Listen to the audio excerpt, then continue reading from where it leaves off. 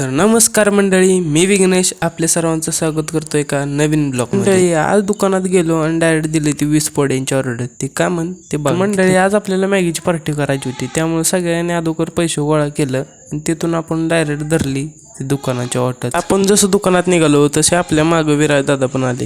विराज दादांना म्हणलं आता तुम्ही सांगा ऑर्डर. मग काय विराज दादांनी डायरेक्ट सांगितली ती 20 पोड्यांची ऑर्डर. मग काय जसं काकाने 20 पोडं आपण साईडला काढलं तसं यांनी डायरेक्ट गळ्यात घालायला सुरुवात केली. आणि मॅगीच्या पोड्यांचं गळ्यात घातल्यावर कशी दिसते ते बघा दोघं जण. आणि तिथून आपण डायरेक्ट धरले. नंतर तिथून आपण म्हणलं आता जाऊया डायरेक्ट नव्या घरी.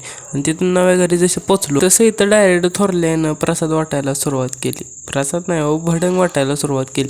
मग काय सगळ्यांनी भडंग घेतली. साई भाऊंना म्हटलं तुम्हाला पाहिजे का, ते म्हणले मला नको. मग काय आपण पण घेतली थोडी. आपण इकडं भडंग घेसोपर्यंत साई भाऊंनी केली ती टोपाची जुळणी. टोपाची जुळणी तर झालेली, पण विषय होता असा की आता मॅगीची पार्टी करायची कुठं. तेवढ्यात आपले साई भाऊ म्हणले अगोदर पाणी घ्या आणि टोप लिपून घ्या. मग काय अगोदर पाणी घेतलं आणि टोप लिपायला सुरुवात केली. आणि आपल्याला काही टोप लिपायला येत नव्हता, तेवढ्याच सिद्धीनं हातभार लावला आपल्याला वायजारा. साई भाऊंचं इकडे वेगळंच चाललेलं. नंतर थोरल्या आली म्हणली तिकडं करा.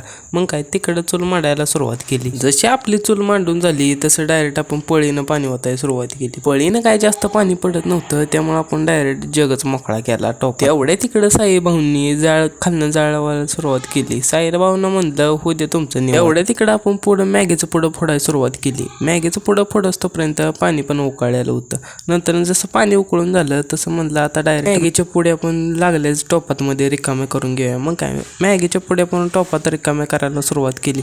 आणि जसं आपल्या मॅगीच्या पुढे सगळ्या टाकून झालं आपण साईला म्हटलं की आता तू पण घे डायरेक्ट मॅगी टाकायला टोपामध्ये. एवढे तिकडे साई भाऊनी बिन थटता मॅगी टाकायला सुरुवात केली. थोड्या वेळात का होईना आपली मॅगी शिजायला सुरुवात झालेली. मॅगी खाल्लं करपू नाही म्हणून आपण टोपामध्ये मॅगी हलवायला सुरुवात केली. जशी मॅगी हलवून झाली तसं इकडं मस्ती करायला सुरुवात केलेली यांनी. त्यांना म्हटलं 2 मिनिटं दम काढावायचा. ह्यांना समजवतोपर्यंत आपली मॅगी पण तयार झालेली. मग काय पहिल्यांदा म्हणलं चूल विजवून घ्यावी, नंतर काहीतरी डोसक्याला तापणं. नंतर टोप धरला फडक्यानं आणि डायरेक्ट जिनेवूनच पाळायला सुरुवात केली टोप. आपण इकडे मॅगीचं टोप वर आणतोपर्यंत ही गँग पण लगेच डिशे घेऊन गोळा झाली. मग काय सगळ्यांना वाढाय पटापटा सुरुवात केली. सगळ्यांची प्लेट मध्ये वाढून झालं तर सगळ्यांना प्लेट आपण पोहोचवलं. तर मंडळी तुम्ही अशी कधी मॅगीची पार्टी रात्रीची केली का, कमेंट करून नक्की सांगा. आजचा हा आपला मिनी ब्लॉग कसा वाटला ते कमेंट करायला पण विसरू नका.